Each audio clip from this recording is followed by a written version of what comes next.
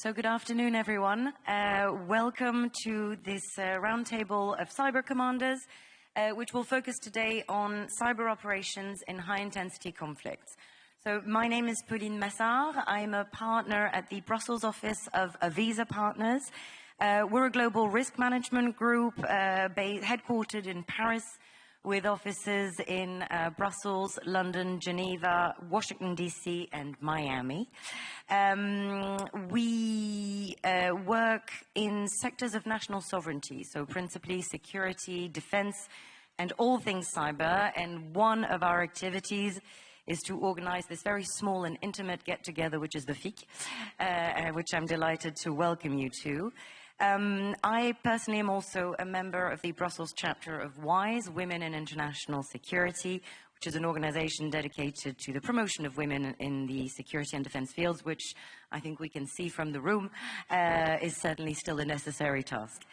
I'm very excited to welcome such a high-level panel today to look at the role of cyber in today's evolving forms of conflict, how cyber operations fit into the multi-domain environment, and how international cooperation can help our armed forces meet these challenges, which, while not new, are certainly still in constant evolution. And while the topic of today's roundtable was in fact decided a long time ago, I think events in the Ukraine serve as a stark reminder that this is not a theoretical topic, but rather both an urgent and important discussion. So today, as a very quick introduction to our panel, we will hear from General Didier Tisser, who of course is the French cyber commander. We will then hear from General Molenda from Poland. He is the director of the Polish Armed Forces National Cybersecurity Center. We will then go to Lieutenant Colonel René Inos, who is commander of the Estonian Cyber Defense Forces, and then to Colonel Romualdas Petkevicius, I hope I'm not mispronouncing it too badly, who is the director of Lithuania's Regional Cyber Defense Center. And a quick note before we start to say that we're very excited to welcome today also the EU's military representatives who have come to FIC as part of the French presidency of the EU's closure almost, because the FIC really corresponds with this closure. So I think we have so many stars in the room today that our eyes will all be shining. So without much further ado, I will turn to you, General. As I mentioned, this edition of the FIC coincides almost with the end of the French presidency. And I think we all know that cyber has been at the top of the agenda. What would be your key takeaways from the past 6 months? And then a second question while I'm at it.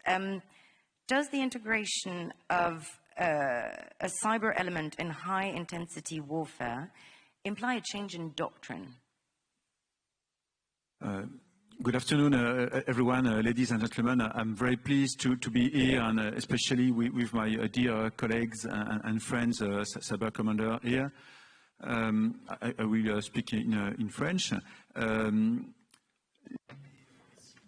The 6 months that have ended in the framework of this French presidency of the EU Council have been very rich. We have started this period with the firm resolution of developing even more the field of cyber defense and cyber security with an approach, a comprehensive approach, that is to say against cyber crime as civilians, but also a military approach, because the EU has different missions. And today we know that it's possible to act through the cyberspace to fight against deployed armed forces, and also to fight against the legitimacy of these forces, and to be detrimental to people who are behind and support the people, the civilians, and anything that allows the armed forces to ensure their actions. So our starting point was this concern to go on working on networks, social medias, the links between the different bodies, and also not to duplicate and to separate the civilian between the military parts, but to have a networking, to have this perspective, this military perspective, compared to what we would do for crisis management. Finally, well, this war provoked by Russia against Ukraine started, so this preparation of this exchange networking and this collective risk management, all of a sudden we say it's a war. It's a war. It's high intensity, and also because of the human losses, military and civilian losses. So we had this question, we as cyber commanders, how do we tackle this? And about this military usual operations, how can we respond?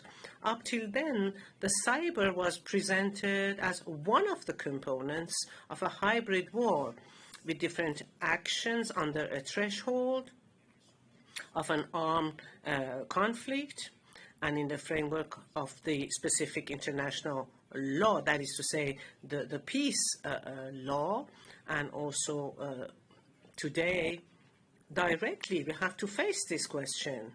How cyber operations can be integrated in high-intensity operations. And the question is whether these cyber operations are going to be high-intensity as well, are going to be before, during, afterwards.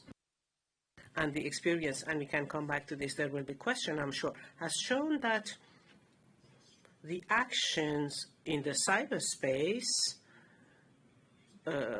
may be carried out by the Russians were not at the level that we thought.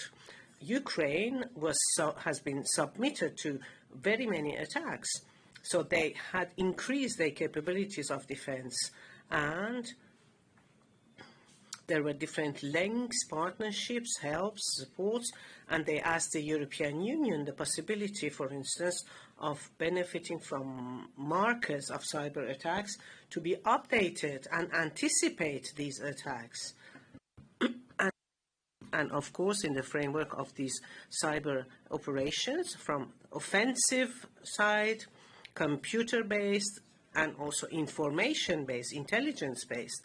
We have seen this on different platforms. For example, in the Western part, Facebook, Twitter. We should not forget that there are also other platforms, Telegram, TikTok, also which would target other people across the world. And the question was, today, what is a cyber action? There is always intelligence, cyber intelligence, cyber-based intelligence is very important for people who cannot protect themselves. It's an open book about their capabilities, about their intelligence, and people who can steal these intelligence and information, they have different advantages. They know the orders of the enemy, and people can target critical facilities, because in the cyberspace, there is no easy distinction between what is military and what is civilian. So a very firm attacker who is not taking into account the international law can decide to target medical targets, to attack from behind military forces to make them more fragile. And this is not necessarily the first target. Very often they are there in the kinetic action, but in the cyberspace, for example, they can attack other targets, for example, critical support facilities, for example, train, road, boats, maritime roads, and also communication matters, to be able to block military maneuvers and to have impacts on other civilian actors and also neighbors who would benefit from these kind of services. So without giving too many details, and give the floor to the audience and also to my dear colleagues, the cyber commanders, I think that today, through this French presidency of the EU Council, clearly we have seen that we had firmly be able to control our system, to protect our systems, and to ask ourselves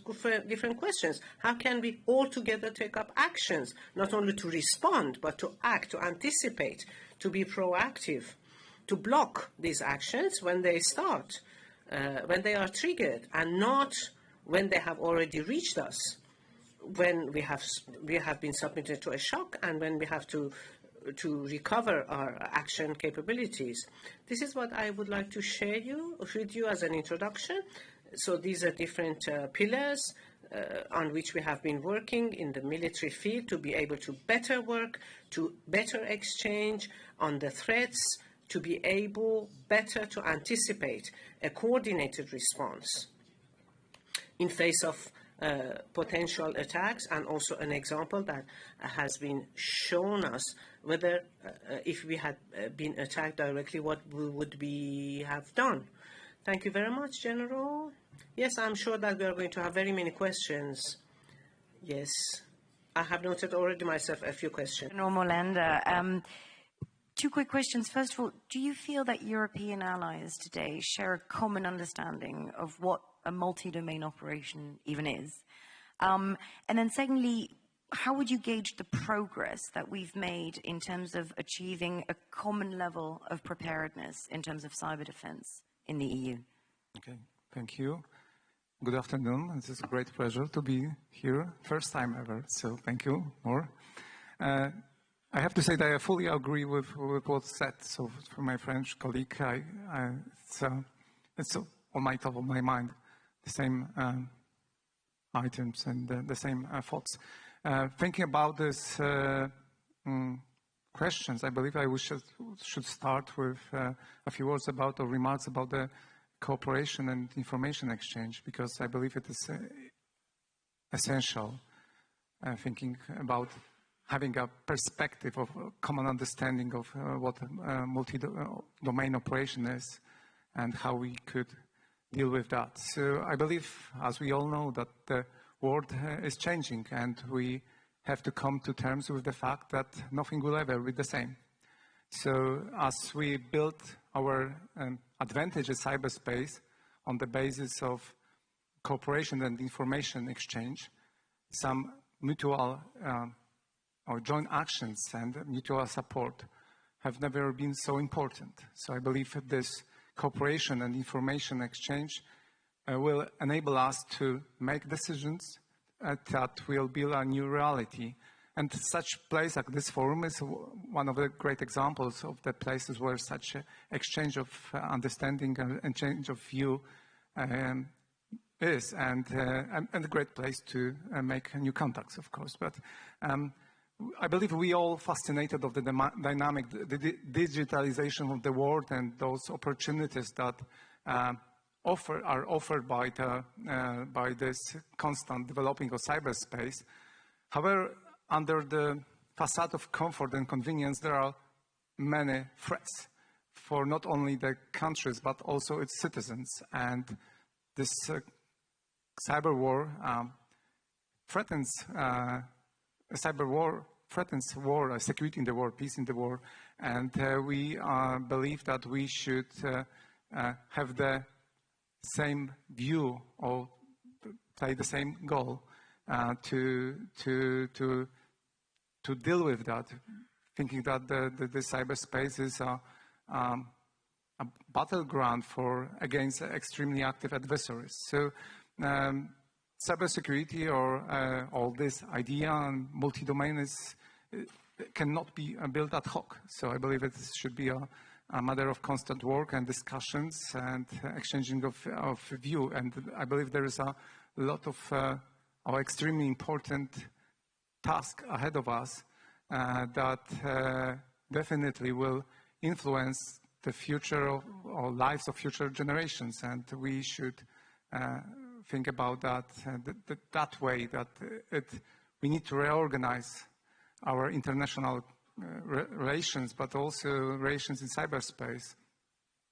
So we need to create a new environment, a new, we can say, the digital order based on the common understanding of our values of democratic society. So I would like to highlight again that this cooperation and information exchange between allies have never been so important. And thinking about those questions about this multi-domain approach, I believe we are on the first stage of finding the correct path to do it, because this is a different understanding of what domain operation is among even allies. Sometimes it's even difficult to find a common understanding in one country. And to have a agree or discussion like there's a way, because you know it is complex, and the domain is changing every day. So it is like from the military perspective, it's quite difficult to have the vision or the understanding how we should go. What is the next step? How to create a roadmap to deal with that. Of course, I believe one of the issues outside those cooperation and information exchange is the creating the understanding among commanders about that there is something more than just the one domain, or how we could have an advantage of this multi-operational, multi-domain operation, and how to deal with that, and who should be responsible for that.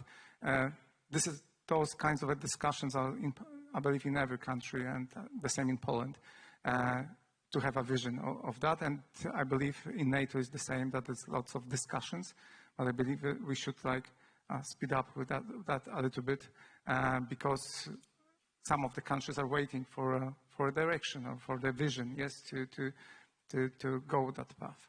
So thanks for these questions. Thank you very much, General. I think I'll certainly come back to you with some questions on this new digital order you mentioned, which could sound both ominous and actually a true opportunity. I think certainly for the younger generations, digital is normal. And so it'll be interesting to see how perhaps they take to a new doctrine and a new concept in a much more natural manner, in any case.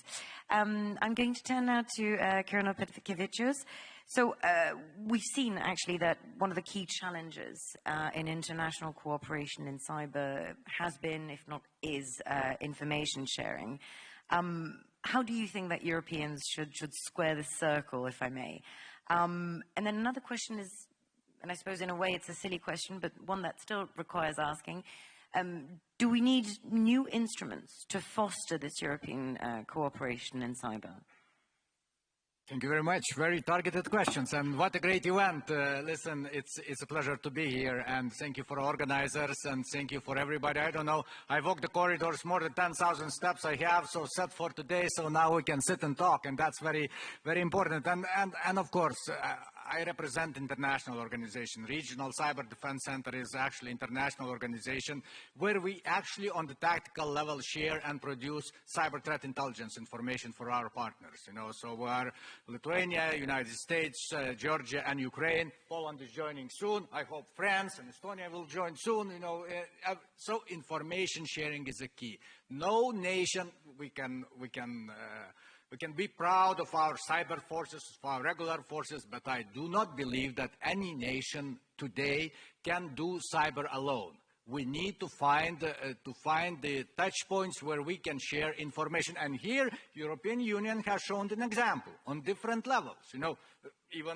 Even today, we are cyber commanders here.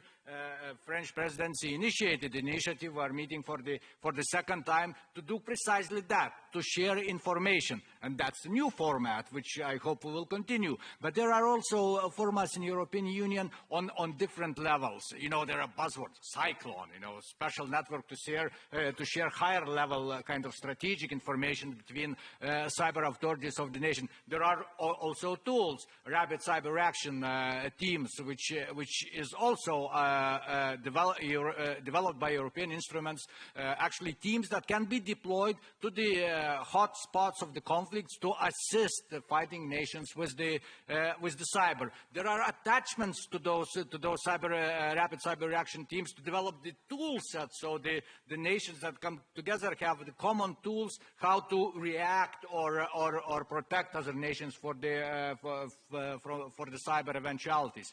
So there is a lot already done in sharing cyber information, but there can be more done. And I just want to make 3 points. Okay, first we have to share information because nobody can do it alone. The second point is, and I'm speaking to my military colleagues here, we're wrapped in the secrets. We like classified information, The problem with classified information, it's good. It's really good, but it's hard to share.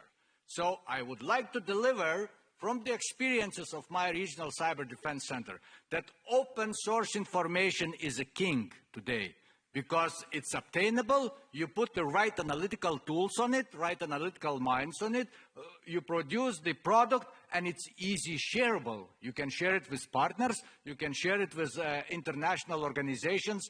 It provides great value, specifically in cyber domain. When we'll get our act together and be able to efficiently share classified information as well, then maybe a bright future will come. But now let's work on the open source, with the open source information, and grab the best value that we can for that. And now the final point, and it was touched already here.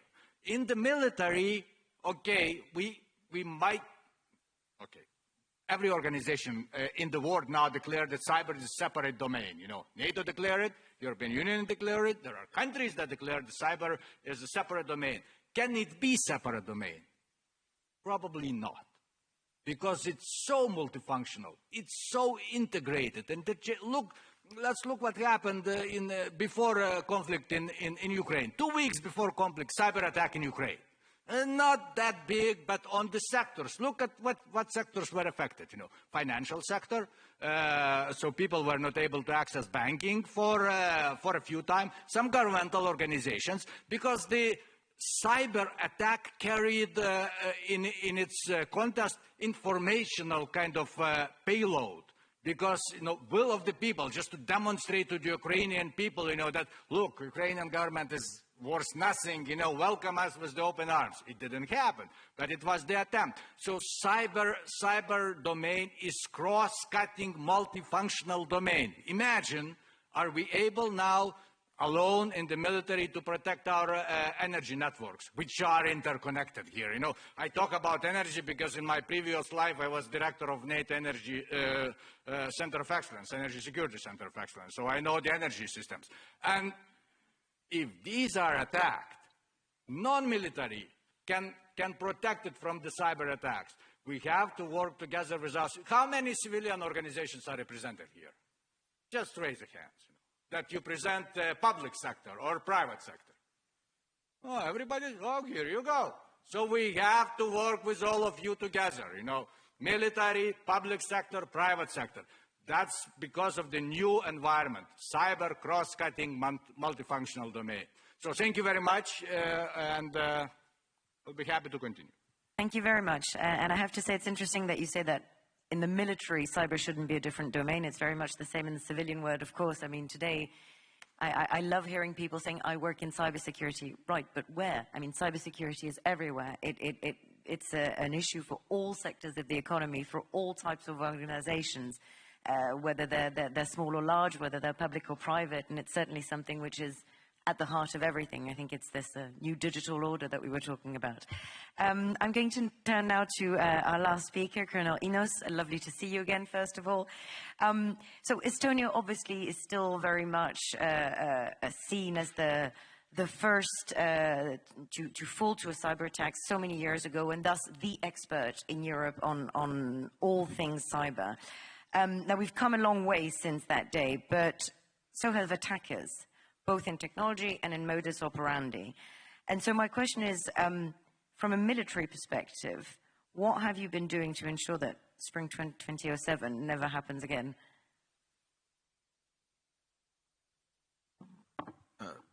Hello, and thank you for being here. We love secrets. Okay, let's start from that. But anyway,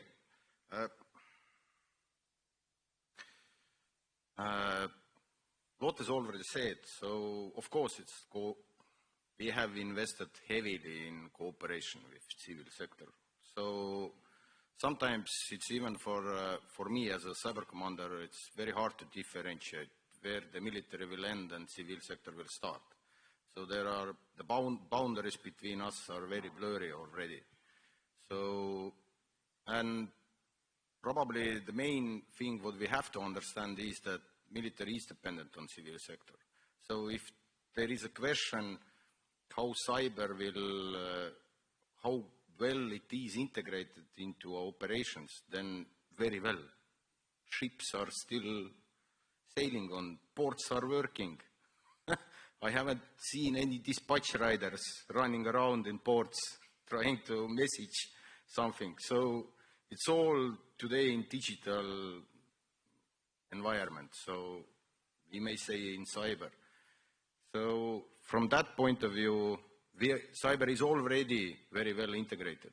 And maybe I'm a little bit rebel in one or another way, but Estonia has huge experience.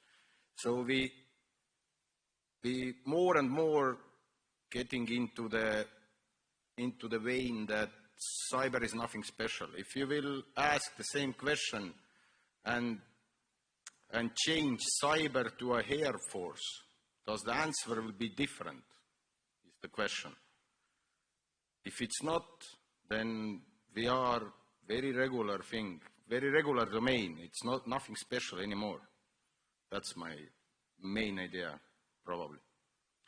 And yes, from the broader perspective or from global view,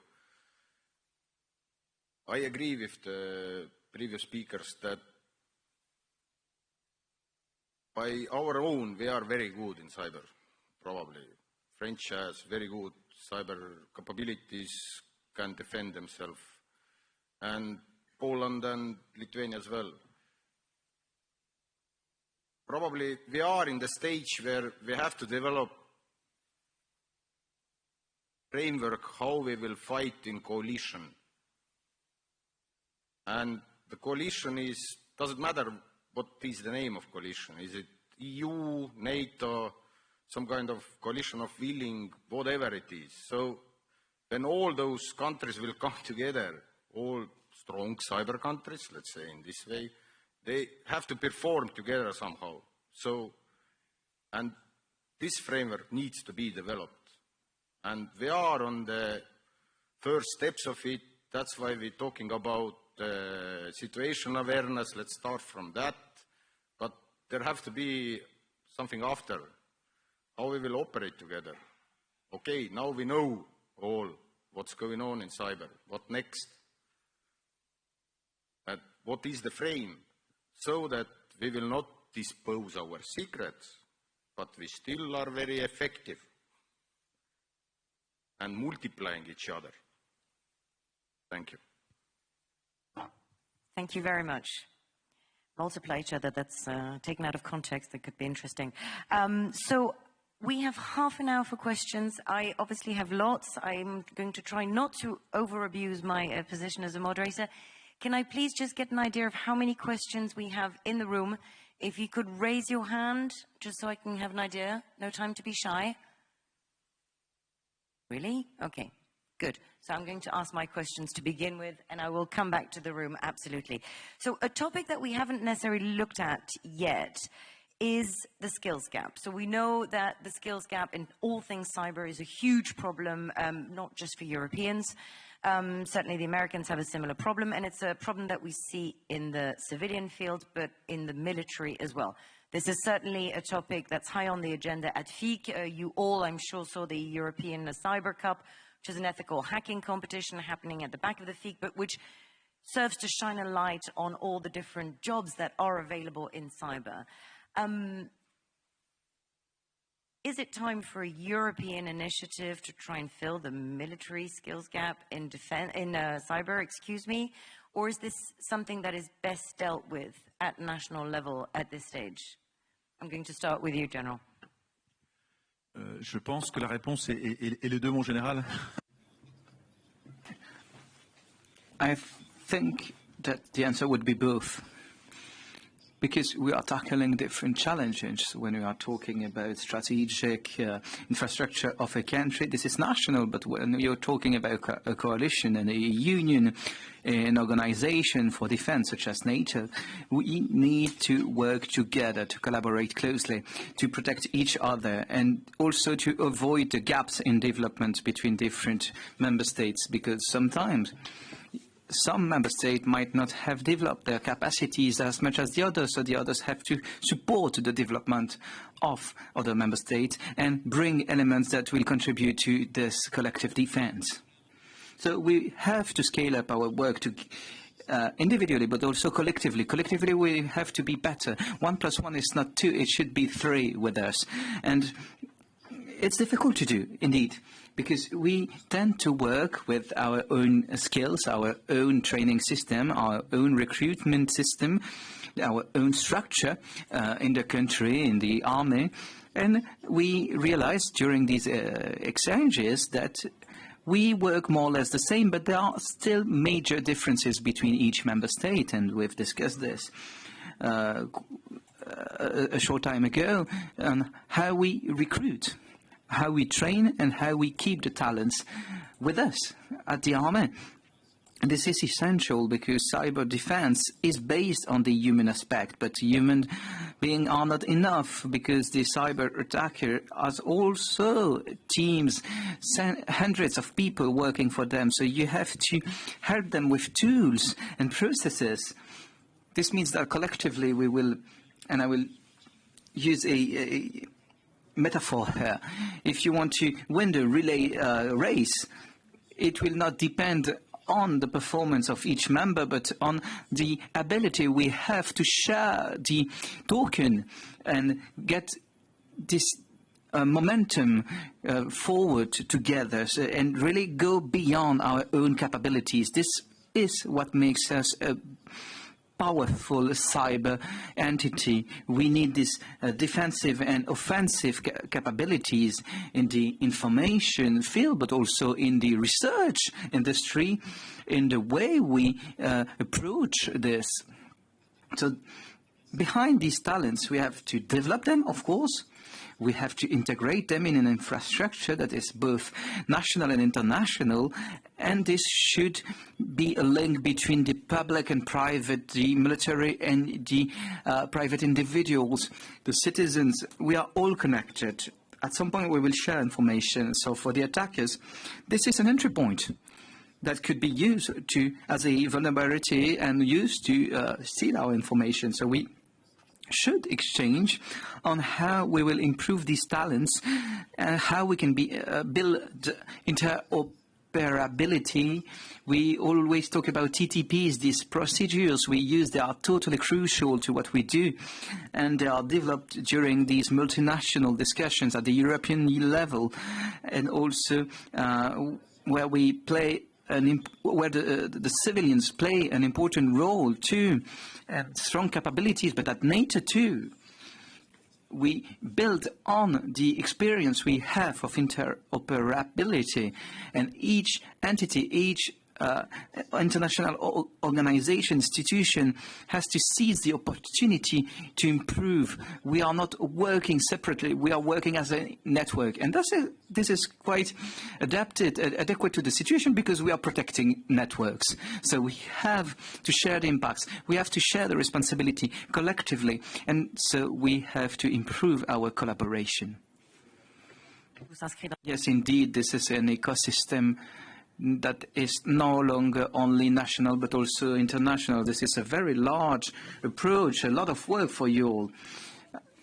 I mean, General Melanda, if you'd like to come to this, how do we ensure that we recruit, that we train, and that we retain the right talent in Europe's armed forces today? Okay, so I believe that the best option for recruitment is a success. So everybody wants to be a part of a winning team. So now you have to have a winning team. how to build a winning team, you have to have skilled team members. So I could say what we did in Poland since 2019, when there was a concept of the establishing cyber forces, and maybe a few thoughts about that, because we succeeded in this area, because the leakage of cyber experts is obvious. So like European Union or all the Europe is dealing with that and struggling with that, and there's like more than, I believe, 3 million of something leakage of experts in Europe. So it's huge. So what we did was we were not, trying to just to cry, and then we figure out how we could improve. So we started several different projects. So we increased the numbers of students in military universities. So even double the numbers, the limit for cybersecurity, cryptology, and IT. Then we established a high school, military high school for cybersecurity, next to the Military University of Poland, dedicated high school for the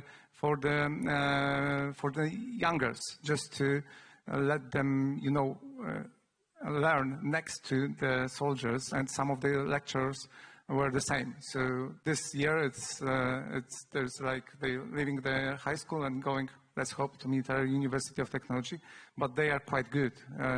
And the program was organized by our center. So we put it on our needs, because in most cases our needs is on the one hand and the project as engineers on the other. So sometimes it's quite difficult to find, to meet those expectations with the knowledge.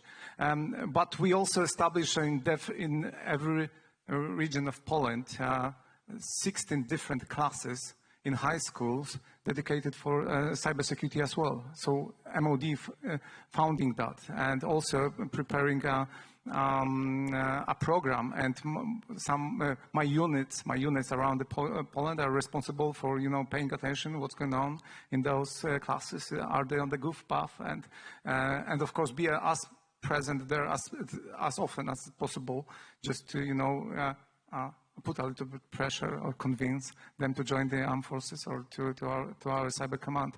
So we noticed that there's a need for training, but for our needs. So we established a cyber training center of excellence in Poland, just dedicating for our purposes, to train our forces. There is a cyber range, different cyber ranges, where we could implement our networks, and they could operate with those based on this cyber range, how to protect our networks, but also they could train and gain knowledge about offensive capabilities, so we could somehow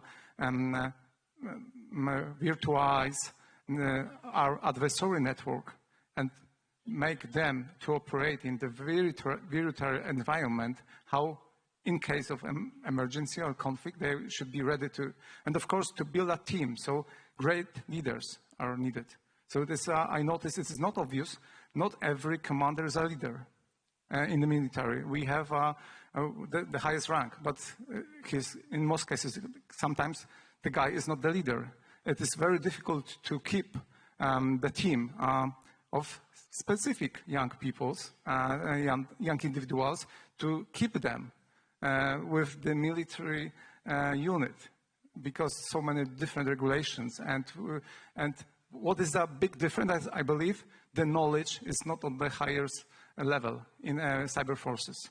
So not the colonels, not generals, but the young lieutenant captains. They have knowledge. We should create environment for them to let them operate without,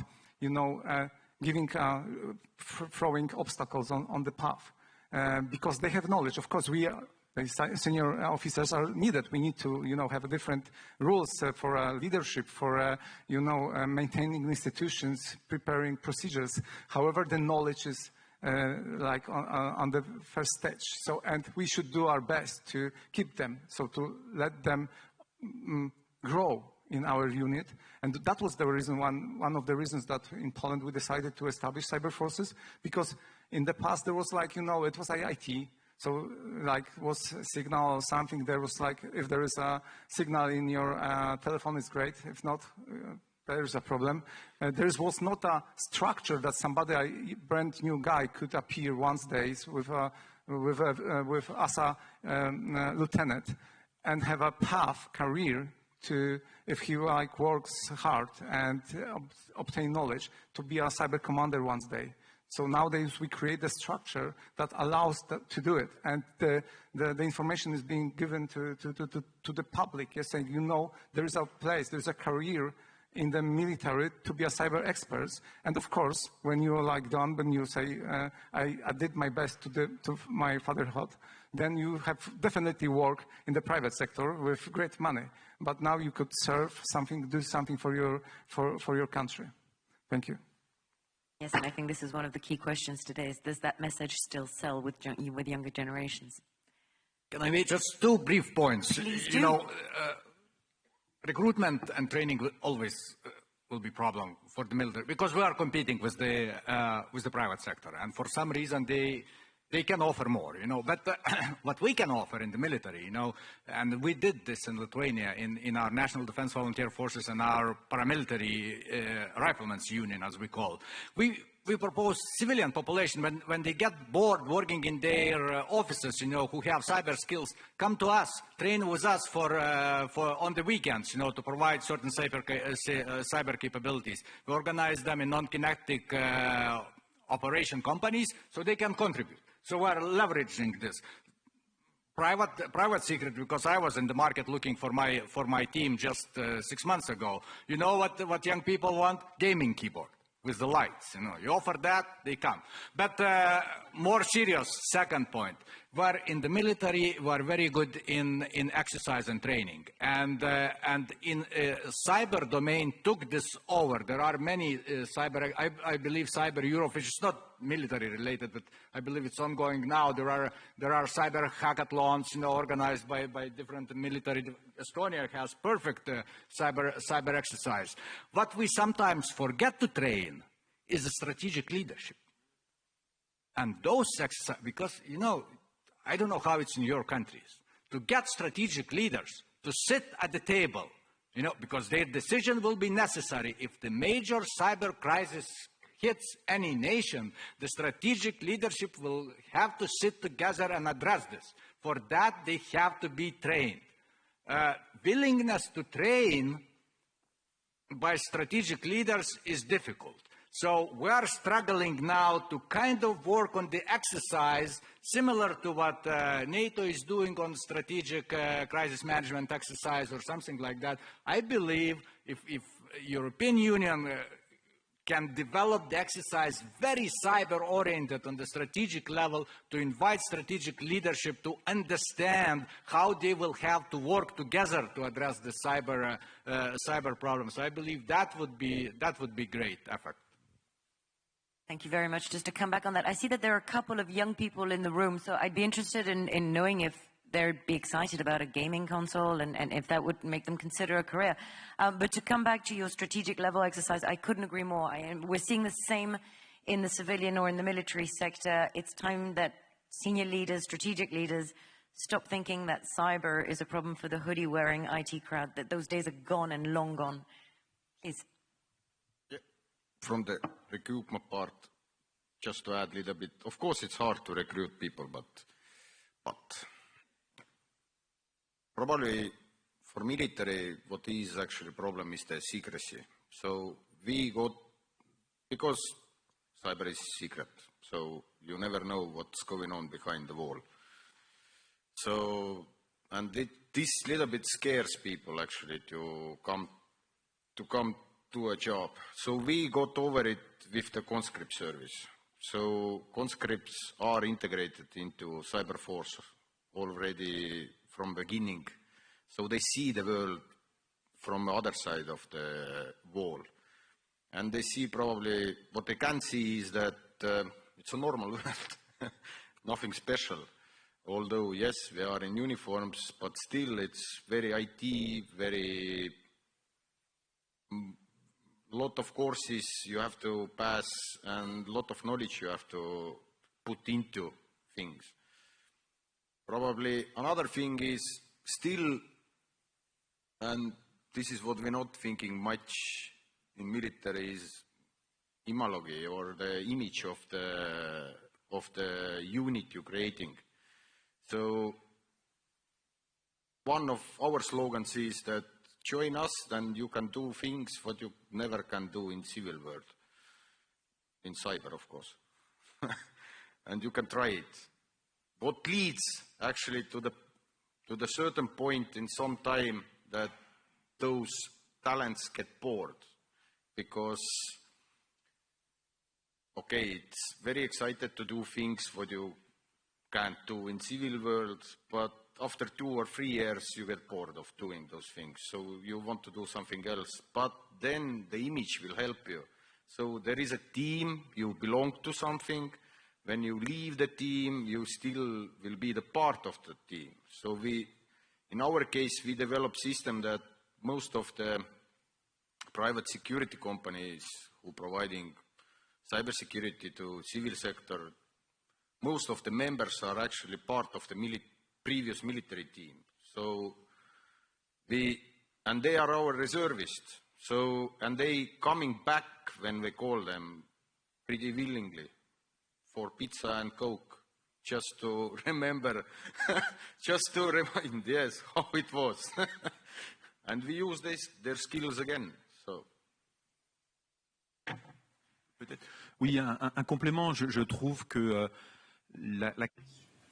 Yes, indeed. I think that training is very important, and practice, rather, because when you have experts, you are working, for example, on coding, retro analyze of codes, how did they do the attack, but we should also train and do practice with high commandment.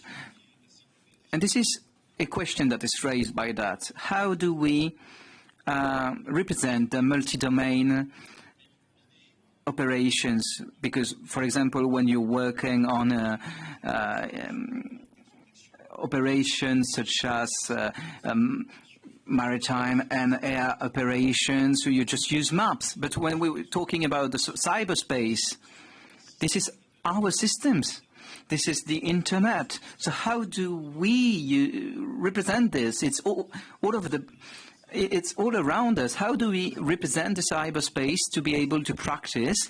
This is very difficult to train to this multi-domain approach. And we can see that IT is just a tool. We will be trying to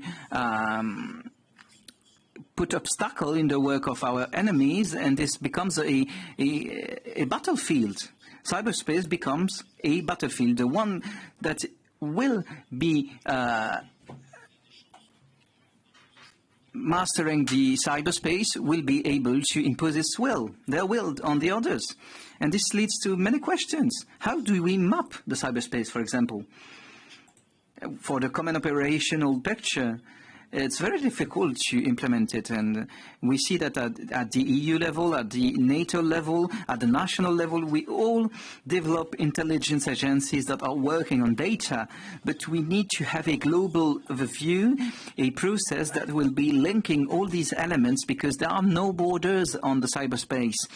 There are no national borders, or they are different from.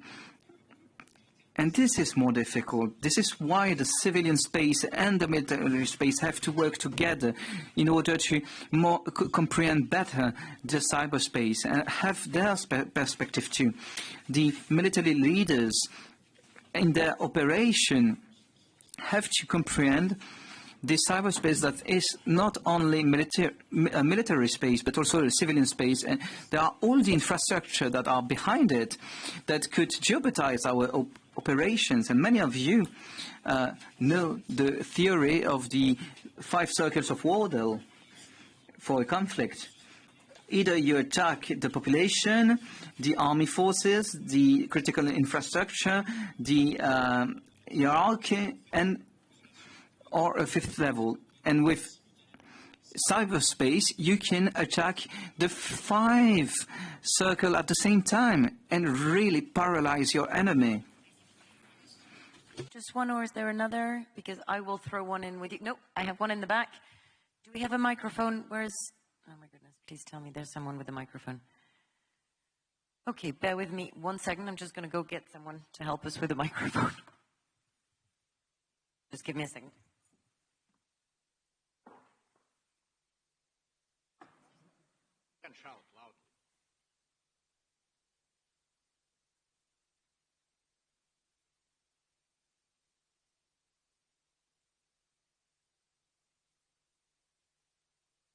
Bonjour, j'ai une question. Good afternoon. I have a question. Do you think that the quantum computing will be a deterrent, such as the nuclear was in the past? Another question in the front.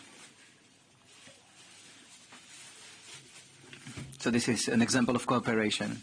So thank you for your different presentations. We are talking about the strategic autonomy of Europe, and this is a high-intensity conflict happening on the European continent right now. And so you've discussed about the fact that we needed a network of cooperation. So how should we share the skills in between the European Union and NATO in the cyber defense field? This is the classical question, of course. We still have the time for one more question at the back. Because I was listening to your contributions, of course, very interesting and very enthusiastic about pan-European cooperation on these cybersecurity matters. But it made me think, because it's very telling that this demand comes from Baltic states, as represented by the speakers, plus France, which is, of course, a very confident military when it also comes to cybersecurity matters.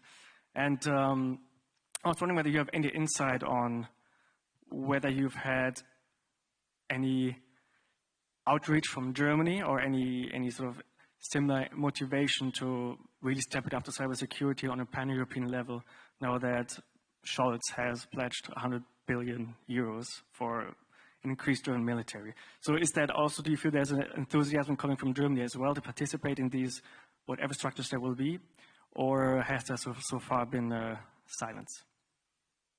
Thank you very much. I'm going to throw in one quick question and ask you, what is the one key lesson learned that each of you takes away from what's happening in Ukraine for cyber defense today? So we're going to take it the other way around this time and start with you, Colonel. So probably just to sum up as well. So, and partially I will answer to the last question, not previous one, not the last one. I'm not sure about Germany, sorry. But key lessons learned. There will be a lot of information suddenly spreading out, and we will be overwhelmed or overwhelmed with the information one by one. So in order to not to survive in this information flow, we have to cooperate. That's why I'm talking about how we will fight in coalition, not as how strong we are by ourselves, but how strong we are in coalition. So, and by coalition I mean, okay, if I can analyze information coming in, but because the amount is so huge, maybe we can cooperate with France, with Lithuania, and they will analyze also for me some part of the information and get back to me. It's very practical cooperation actually. So, but it's in the form of coalition. Who is coordinating it? Is it some kind of body in EU or NATO? Actually, till it is coordinated and we can, how to say, work together, it's okay. Okay. I'll ask our next speaker. So as a quick reminder, we had 3 questions, one on quantique and quantum computing, excuse me, one on EU-NATO cooperation, the old classic, and then, of course, the German enthusiasm, which I can understand can be a diplomatically somewhat difficult question to answer for you, but there you go. Yeah, thank you. On NATO-EU cooperation, whoever asked the question, nice lady, I'll refer you to the first two rows. There are military representatives who, many of those wear dual hats, you know, between they represent their countries both in NATO and European Union. So they are the right people to answer the question. But historically, you know, on information sharing, EU and NATO were not on the highest point. So let's hope the cyber will change that, because as we all agreed here, and hope you agree on that the information exchange between countries, between organizations, it's essential. That's what will win the future wars. And continuation on the same lessons learned from Ukraine up to now. We have to be sure that the lesson learned is that there will be a lot of lessons to learn and implement after the conflict is over. And we better be prepared to do that. Not by each nation alone cooperating and extracting information from Ukraine, but collectively to accumulate information here. I know NATO kitchen better. There is lessons learned infrastructure set up for NATO, so NATO is probably in this element better prepared to accumulate those lessons learned and then distribute to the NATO members. European Union should do the same. You know, we have to be prepared because that will be essential how we continue in the next decade with the cyber and how we integrate the cyber.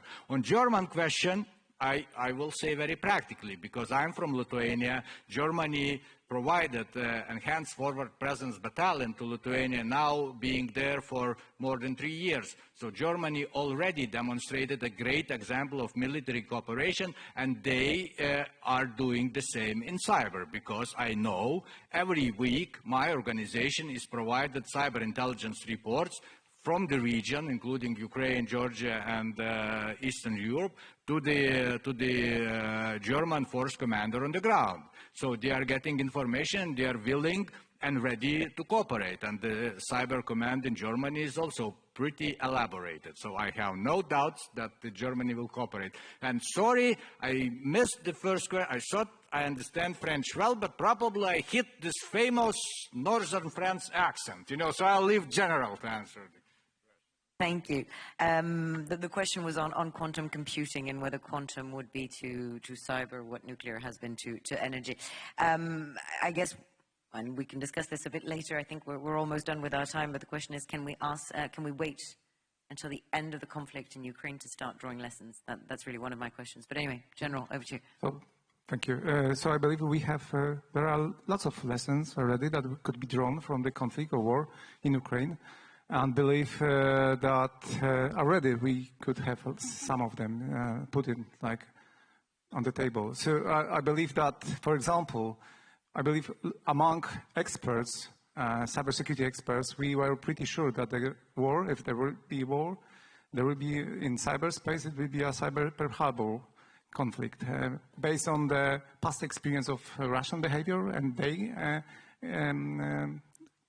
capabilities, we are pretty sure that it will be that way. However, it is worth noticing that Ukraine did the job, so prepare for the conflict. So nowadays they are dealing, they are withstand the attacks from Russian. So I believe the lesson number one is that you could prepare for cyber conflict. Based on your experience, of course, the Ukrainians learned a lesson based on the experience from their partners, from the past incidents in 2014, for example, in 2015.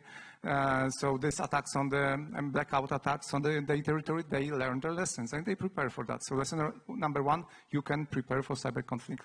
Lesson number two, Russia is not good is great or is good at offensive capabilities, but not so good at defensive one.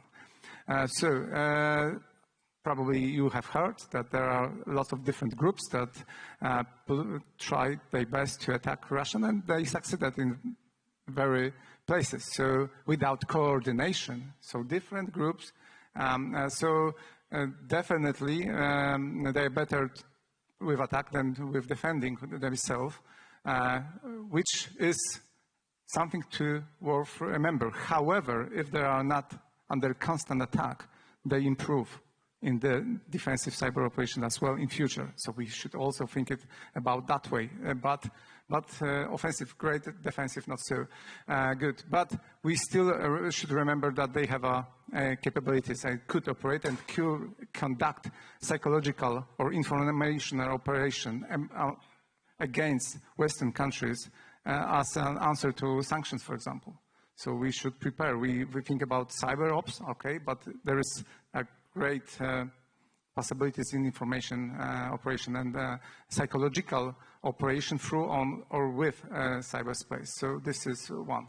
Thinking about the quantum computing, this is quite to answer the question in unclass environment. However, you should be aware that there are lots of bright minds dealing with the issue. It is not that we are waiting that it will be, we could have problems with that.